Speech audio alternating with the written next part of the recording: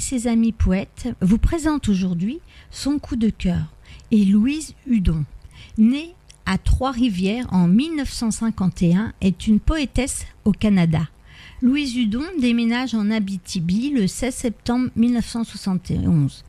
Elle complète un certificat en sciences et de l'éducation tout en travaillant à la commission scolaire du lac Abitibi à titre d'enseignante. Polyvalente dans sa carrière, secrétaire d'école, secrétaire de direction, enseignante, technicienne en administration, responsable de bibliothèque scolaire, Louise profite maintenant de sa retraite pour écrire activement. Poétesse, le bénévolat fait partie de sa vie et sa poésie prône souvent la paix dans le monde.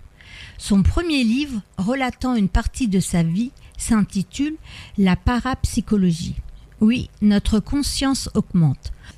Si la richesse intérieure de l'âme de l'humanité se découvre en poésie, n'oublions pas, surtout que ce genre de littérature nous fait vibrer.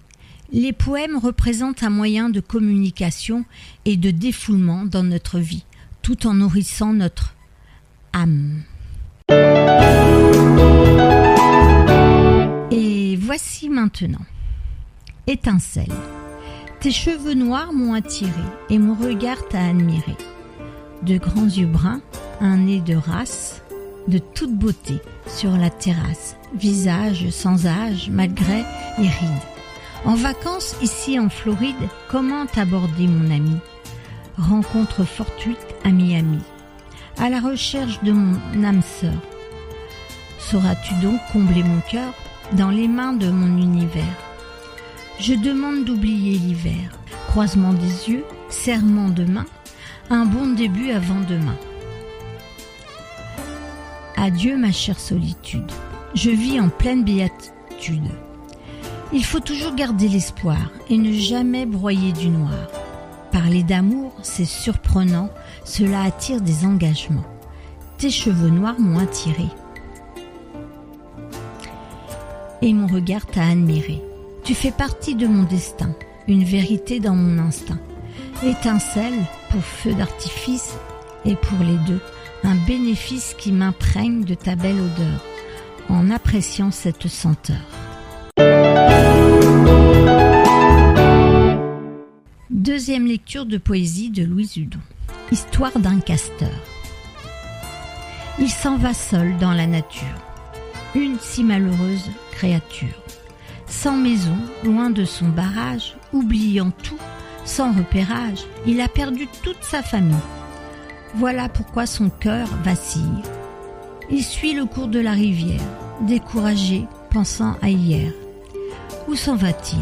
Il ne sait pas. Il en oublie même son repas.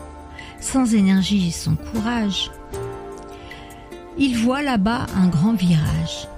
Une femelle travaille très fort pour ses enfants, fait des efforts, seule responsable de son foyer, pas le temps de s'apitoyer.